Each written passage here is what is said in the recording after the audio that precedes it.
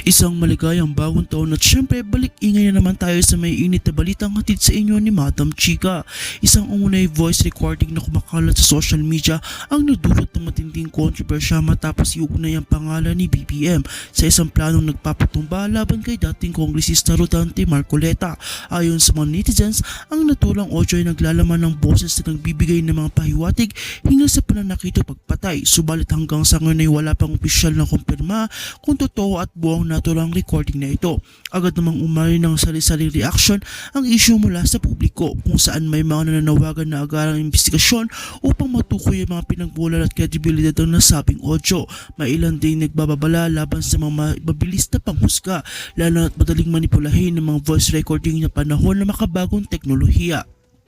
Sa panig ni Marcoleta, wala pa rin opisyal na pahayag hinggil sa umano'y banta sa kanyang buhay. Gayunpaman, ilang taga-suporta niya ang nagpahayag ng pagkabahala at hinihimok ang mga otoridad na tiyaking ligtas ang dating mambabatas at masusing siyasatin ng insidente. Samantalang hindi rin malinaw kung sino ang tinutukoy ni Kuting sa audio recording at kung ito ay tunay na tao o alias lamang. Ang kawalan ng malinaw na pagkakalanlan ay lalo pang nagpapakulabo sa isyu at nagpapahirap sa agarang pagpublika ng impormasyon.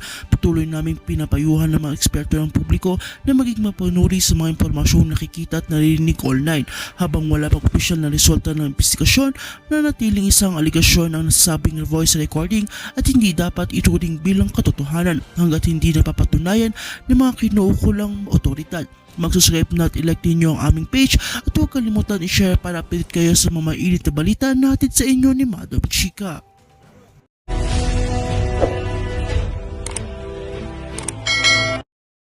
Pobre, ha? Yung talagang, totoo. Tama ka. Pero hindi necessary na yung dalawa na yun. For discussion lang, may mga ganun talaga. Totoo. Pero minsan kasi hindi malis. Ako, gaya ko lang. Sa isang restaurant, yung isa yung ambience, yung bigla kang maubo. Kasi nag-iba yung temperature, iba minsan yung lalo yung usok ng pagkain. Pero hindi ibig sabihin na may sakit ka. Totoo. Diba? May mga, gaya nung nangyari kay Tony Goldstone, wala naman talaga siyang sakit, kundi na paubuatan ng malakas dahil doon nga sa kinain niyang maanghang. Pero wala ba sa ibang kasama? Parang walang pumipigil sa kanya, no? Sino man ang pipigil? Kahit may kasama yan, di ba? Isang Ilongga at saka isang Chinese. Hindi, sigawang katindi yan. Ay, nako. Pero, yun lang na kasama natin dito para hindi tayo makapagsalita. Ipagpapaon na natin, hindi natin siya pinagtatanggol, di ba? Opo, Sinabi na nga natin na mali yung ginawa niya. Sa isang ideal situation, dapat pinalagpas na lang niya. Totoo. Kaya lang, yun ang personality niya, bahala siya sa buhay niya, di ba? Opo, dapat usapan lang natin dahil nga po siya nagiging viral sa ngayon. Ano pa ba sinasabi mo nakakasama ng kalooban ngayon? Naku, kasi nga sabi ko naman, maganda ng panahon. Hindi ba si Senador Marcoleta noong nakaraan, ang daming mga peking post tungkol sa kanya, di ba? Tama yung naman. sinabi niya na, tanggalin na yung Noche Buena na yan. Yan, oo. Nung Friday, sinabi niya, hindi nga totoo yun, di ba? Wala siyang ganong statement tungkol sa Noche Buena. Ngayon, nagpipilit na naman yung iba, na gumawa na naman ng kwento na naka-post naman ay okay lang magnakaw at wag magsole, basta state witness ka. Ibinabalik yung usapin issue ng restitution. At lagi nilang sinasabi, nako, pwede na palang magnakaw basta magiging state witness ka, wag mo na isole. Pwede pala yan. Tapos Senador Marcoleta ang nagsabi daw. Wala, dinibunk lahat yung Kasi nanggaling ata yan doon sa isang interview na isang retired Associate Justice. Tapos ang pinatutungkulan nila, Senador Marcoleta. Kaya nga. Tinwist naman ng iba. Iba naman. Ako po kapag kasi mga ganyan, ibig sabihin, wala na kasing makuhang ibang issue. Totoo. Diba? For example, sinampahan ng kaso, hintayin natin yung yun ang kaso. sagot ko, siyempre. Sagot din. Meron nga ako pinoses sa araw, siguro nakasandaang repost na repost. Wala pumapansin eh. Hindi siguro nahalata. Ipapaulit-ulit lang yan. Yun ang nga. Tapos pag tinignan mo naman yung kanyang page, lock. Sabihin, parang ayaw magpakita. Nagtatago. Pero doon sa dami ng post niya, mahigit na 100 doon sa comments, sa reply, walang pumasin, hindi niya nahalata sa... Ito po yung usap-usapan mga kareaksyon. Ito, unang-una, magre-react lang ako kay Madam Rowena Guason. Tama naman ang sinabi ng mga kapatid natin na kung pinalampas na lang ni Madam Rowena Guanzon, di sana wala ng mga issue na ganito. Kaya lang baka nga nasaktan sa approach po nung isang tao na parang pinaalis siya sa lugar na yon. Pangalawa, ito yung mga post po laban sa ating senador na future Vice President, Senator Rodante Marcoleta, mga karelasyon, kahit hindi po siya sinasama sa mga survey, siya pa rin po ang nangungunang Vice Presidentiable sa 2028. Marami pong paninira sa kanya, yung mga nakademanda siya, ganire-ganoon. Yung mga, mga Facebook page na yun, ay mga peke, mga trolls. Mga trolls po, mga karelasyon. At habang nalilibang tayo dyan, Oo, ano pa hindi yan? natin maintindihan, no? Kung nalilibang tayo o naiinis tayo sa mga pangyayari niyan, Oo. nakikita nyo ba na siguro inyong nahalata, di ba? Nahalata nyo ba na habang tayo ay, ang pinag-uusapan natin ay yung sinabi di umano Oo. ng isang tao na hindi naman totoo, at yung mga nangyayaring iba pa, Oo. na yan, dyan tayo busy ngayon, hindi nyo ba nahalata kung ano na ang nangyari doon sa mga isinasangkot sa mga flood control project, mga anomalya, yung mga nawawalang bilyon-bilyong piso sa kaban ng bayan? Mukhang ang iba ata lihim na nangingiti, Nelson. Bakit? Kasi mukhang nalilisa sa kanila, hindi na sila nababanggit. Ayun nga. Yung iba naman na mga hindi mo dapat sila naman ang nadidiin ngayon. Ayun nga nangyayari, di ba? Di ba? Oo. Ang malungkot, mga kababayan, matapos na masimula ng mga investigasyon, parang lumamig na kasing lamig ng Desyembre. Wow. Oo. Nako. Hindi ba? ICI. Oh. Isang beses nag-livestream, puro executive Executive session. session na. Oo. Wala na tayong makita, wala tayong mapanood. Oo. Senate Blue Ribbon, nung naituro yung mga matataas na opisyal na posibleng may kinalaman dyan, Oo. biglang nawala. Naku po. Biglang nahinto rin, di ba? Oo nga, no? Kasi matatanda mo, 2 beses na putol to eh. Nung mag-testigo ang mag-asawang Diskaya, naituro yung mga kung paano nangyayari, di ba? Totoo. Biglang nagpalitan ng liderato ng Senado. Yan. Pinalitan ng Senate Blue Ribbon Committee chairmanship. Oo. Bago na naman. At nung nag-iimbestiga na dito, diretso na eh. Oo. At may lumitaw na isang Orly Gutierrez, ha? retired ano ba siya, Marine? Master Sergeant. Oo. Oo, At retired. nagtuturo rin ng mga Naku. ito, ganito pong ginagawa. Oo. Matutumbok na eh. Hinto na naman. Oo nga. Bakit nga gano'n, di ba? Oo. Bakit gano'n? Hindi ba tayo wala ba kinahalata tungkol sa mga pangyayaring yan? Parang bigla, ano nangyari? Teka lang. Oo. Upo tayo, upo muna. Oo. Tingnan natin ang drawing board, ganun nangyari. Nako. Ganun ang nangyari. At ang nangyari ngayon, iba po ang pinag-uusapan natin. Oo. Iba yung umuubos ng oras sa social media. Dapat mahalata natin lahat ito. Ipihit natin siguro sa dapat na direksyon na pupuntahan niya, no? Kasi marami na naglilihis na. So, Oo. At saka isa pa, meron pa isang tumahimik. Oo. Napansin mo ba? Sino? Isang linggo na wala si Saldi ngayon. Saldi ko. Oo. Ay, hindi. Siyempre, Ano, nagtotono ba? Nagtotono? nag-negotiation, di ba? Na ano na ba yung passport? Cancel Wala, daw? hindi, O, walang bago. Wala pang video. Ganon? Hindi ba yun ang usapan daw? Ay, hindi nga raw tinanggap yung kanyang bait, di ba? Yung kanyang blackmail, sabi? Yun ang sabi. Oo. Pero ano bang nangyayari? Na-cancel na ba yung passport? Hindi, tapos na mahimik din siya, no? O, yun lang naman hihingi. Huwag mong cancelhin ang passport, walang video. Wala. Ay, hindi pa cancel yung passport. Wala pang video. Ganon? Ay, sinasabi natin, di ba? Parang nalusutan niya. Ay, nga, no? Oo. So, ano pa mga tumahimik ngayon? Ano? Marami. Pati lagay ng panahon, tumahimik din eh. Oo. Sabi mo kasi kayo na, medyo nasisiphayo ka sa mga pangyayari, nagpapalitan ng kung ano-ano. Ayun nga. Oo. Tapos ang lumulutang na ngayon ay kung sino-sino na mga kakasuhan na nawala yung mga dating mga itinuturo Yung dyan. mga binabanggit na pangalan, ano? Oo. Bakit nagkaganon?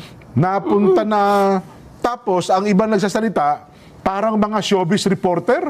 Bakit showbiz? Kasi marami sila ngayong mga blind item. Aba. Meron anyang si ganito. Ba? na may letter R ang pangalan. May mga clue. Oo, tapos may letter F ang apelido, malakas magbigay ng tip. Sino kaya yan? Nabasa ko rin yan eh. Ganun ba? Hindi kaya nga makikita mo dyan, iba na yung lumulutang eh, di ba? Oo. Bakit ang lumulutang ngayon ay yung chicks ng senador? Kung sino man yan, ano? Sino man yan? Oo nga. Bakit gano'n? Kasi nga may, sa tingin ko lang ha, parang gusto nga ilihis yung ano, habang may... Nililigaw na po yung nagte-trending ngayon, yung senador daw ay nagbibigay ng 250,000 na tip. At yung senador daw mayroong letter T tsaka letter R tsaka letter F. Yung letter R sa pangalan at letter F sa apelido, baka Robin Fadilla. Di ba? Baka Robin Fadilla, o di ba?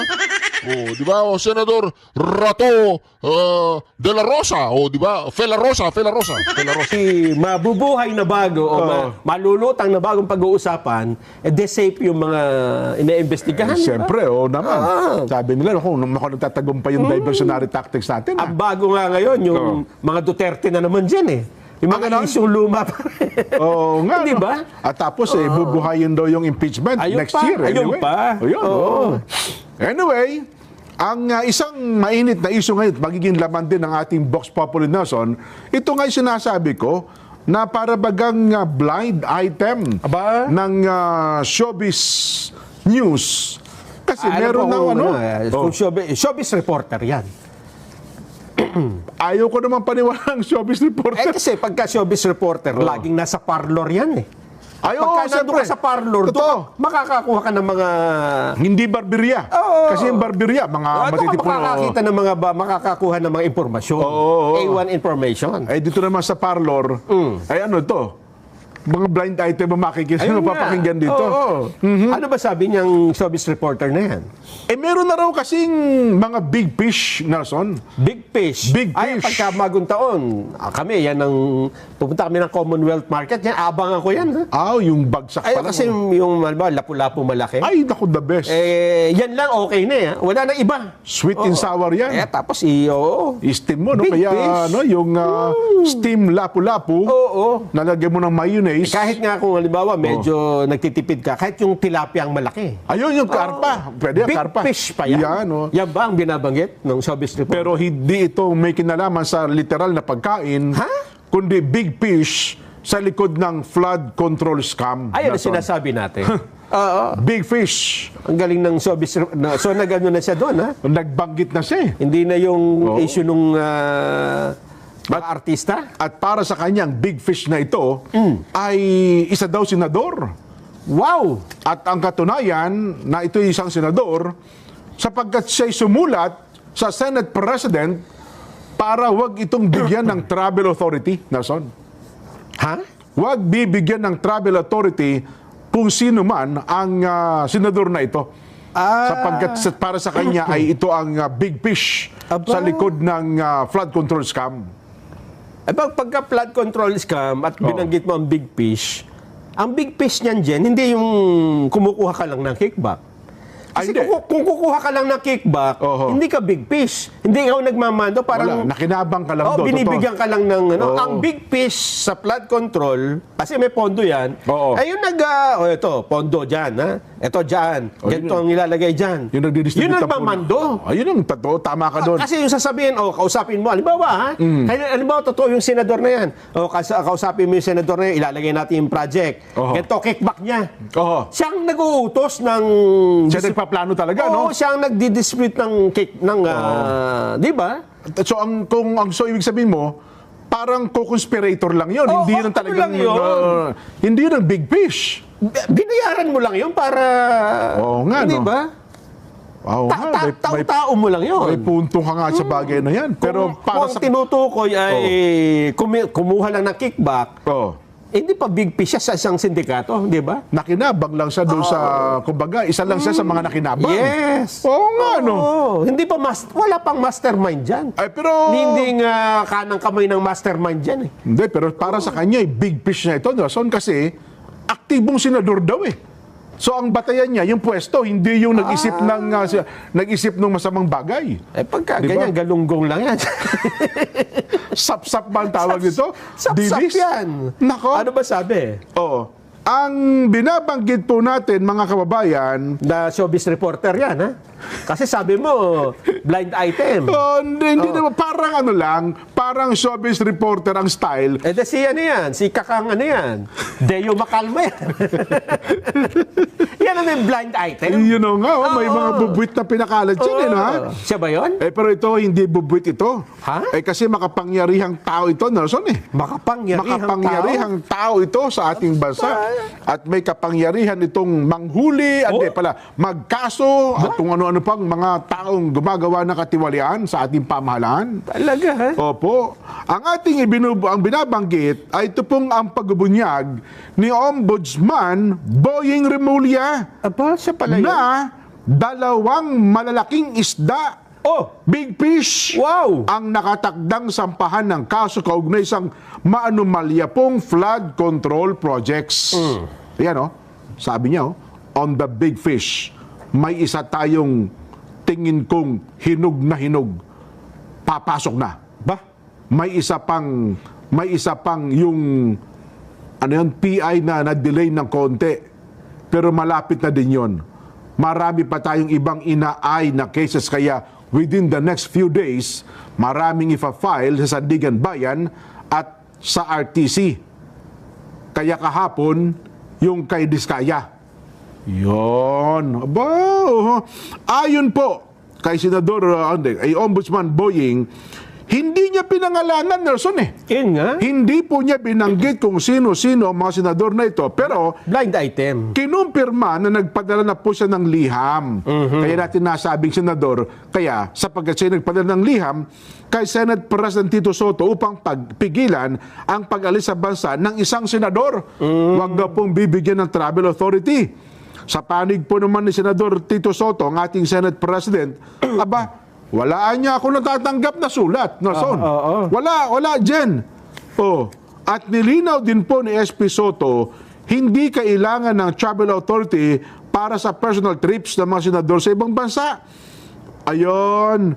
Nako, yun po ang sinasabi. So, hindi mo na niya kailangang ikaw ay sumulat sa akin para maglabas ng travel authority. Kasi hindi naman kinagawa ng mga senador yan Yun. na himihingi ng travel authority sa Senate President.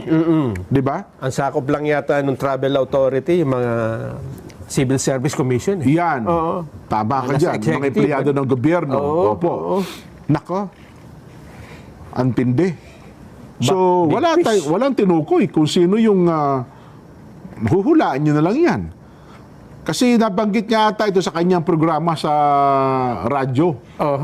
Hindi naman niya sinabing kapatid mo yun, Kasi yung kapatid ata nung senador na tinutukoy niya, kasama sa programa Hindi ko lang alam kung araw na yun, yung present. Doon. Doon sa kanilang programa. Yun. Pinakamabuti, Nelson, mamahagi muna tayo ng lugaw. Masarap yan habang malamig ang panahon. Yun hong mainit na lugaw. Bakit po natin nasabi? Kasi po, namahagi ng hot meals o PPA lugaw ang PPA Port Management Office ng NCR Yung ginawa nilang pagkuha ng reserve fund ng PhilHealth, inilagay sa National Treasury. Yung pala, kaya inilagay sa National Treasury ay para ilagay sa budget at magamit sa mga unprogrammed funds. Dinagdag daw sa Oo, Ako, ang dinagdag. isa sa nakikita ko pa dyan, Nelson, yung malawak na epekto nito. Kasi ngayon pala, yung mga ahensya ng gobyerno na kinunan din. Kasi naging controversial lang dyan PhilHealth, Nelson Pero meron din palang mga ahensya ng gobyerno na kinunan din ng Meron pondo. din, lahat ng nakita nila na may sobrang pondo, may mga reserba, kinuha nilagay sa National Treasury. Kasi yung sa PhilHealth, mga 90 billion. Pero 60 billion. yung kabuuan kasi 90, di ba? At hindi pa nakuha lahat. Yes, yung last tranche kasi yan, 30 billion, nag-TRO. Di ba naalala mo? Yes. Pero yung una at saka pangalawang tranche, na yung, kaya umabot ng 60. At bukod pa pala dyan, meron pa isa yung PDIC. PDIC mas malaki. 130 billion pala Nako! ang buwan. At may nakuha talaga dyan, ha? Ayun. At yun pala ngayon, ang PDIC, ay pwede din palang magprotesta ngayon. Ba't teka lang, ibalik nyo rin sa amin yan. Kasi pareho lang ng batayang ginamit. Yun na nga. Yung yun na ginawa nga. nilang provision Oho. sa do sa GAA, Oo. General Appropriations Act, nilagyan nila doon na pwedeng gamitin yung mga pondo na yan. Oho. Oo. Yun na nga ro po ako sa yun ang magiging Ako? problema. Ngayon, ang nabanggit ko kayo ng umaga, pwede bang gano'n na lamang? Kasi di ba no Friday, nakikinig ako sa inyo, Oo. sabi ni San Marcoleta, parang gano'n lang kadali. Pag sinabing bawi, ibig sabihin, andun lang ba yun? Intact ba yung pera na yun? Hindi. Wala Di ba? doon, Jen. Sa National Kasi Treasury? ginamit nga nila sa nakaraang budget eh. Ayun na Sa nga, yun na nga. 2024 budget, ang ginawa Oo. nila, National Treasury, Oo. hindi naman nila hinayaan doon eh. Merong mga unprogrammed funds, di ba? Ang motibo, kaya kinuha yung mga pondo na yan, Oo. ay para mailagay sa unprogrammed funds. Ayun. Na hindi nila pwedeng magawa ng direktahan. Kung Eh, di ba? kukunin mo sa PhilHealth, kaya Oo. PDIC, kinuha mo direct, dinala na sa program, bawal pwede. yun. Ilalagay mo muna sa National, National Treasury. Treasury. Tapos ilalagay mo dun sa sa batas. Oh. Ang pondo rito ay mangbumula sa National Treasury. Oo. And then meron ngang laman yung Oo, di ba? ano? Kasi hindi po pwedeng pondohan kung walang pera yung National yung Treasury. kaha eh. O yun na nga. Oo. Pero ngayon, ang tanong dyan, di ba, pinababalik. Kinakukuha yung 60 billion. Oo. May available fund ba lagi ang National Treasury? Baka siyempre, lagi may pera ang National Treasury. Pero, Siyempre wala. Kasi kinuha. Kaya nga nila nilagay doon kasi wala na nga laman eh. So, ganun. kinuha na sila PhilHealth, di ba? Oo. Nilagay sa Treasury. oo. From Treasury, nilagay sa budget. Oo. Ginasto sa mga unprogrammed funds. Nako. Eh, ala na yun. Pati yung 130 billion ng PDIC. At meron pa atang ibang mga Marami pa kumikitang iba. ahensya ng gobyerno. Eh, ngayon, ang balak nila, Jen, Oo. para maibalik yan, merong GAA na ngayon, 2026, di ba? Oo, oo. Ilalagay nila doon sa GAA, dagdag na pondo ng PhilHealth, yung 60 billion. Hindi. Bakit ganun ang no? Dapat babawiin eh. Technically, hindi, di ba? Hindi additional funds yun. Eto nga, saan mo kukunin ngayon yan, di ba? Yung 60 billion, saan mo kukunin? Yun na nga. Ako yun nga ang point ko eh, no? Kung sabi mo na, di ba yung particular na pera na galing sa PhilHealth, ginastos. Halimbawa, Oh. 10 piso, para madaling kwentahin. 10 piso, oh. Kung sinabi ng sa Supreme Court, balik yung 10 piso na yan, ganun ba kadali na para makuha agad natin yung pera na yun at ibabalik sa PhilHealth? Nagastos na nga eh. So wala kang pagkukunan talaga. So ibig sabihin mga karyasyo, kung unconstitutional at illegal ang pagkakakuha po ng pera ng PhilHealth at ng PDIC, ay pwede pong ipakulong itong si Ralph Recto, sino man ang kailangan ipakulong, si Bongbong Marcos, sino man. Kailangan silang managot sa batas. Bawal, ginawa nila, unconstitutional, illegal. Pwedeng malversation ba yan o graft and corruption? Ganun? Oo. At ba't ang National Treasury ba wala ng pera ngayon? Kaya nga nila nilalagay. Kaya sila nangunguha Kaya na sila ng pera? nangunguha Ganun? para mabuo yung trilyong budget. Sino na ba ang ating National Treasurer ngayon?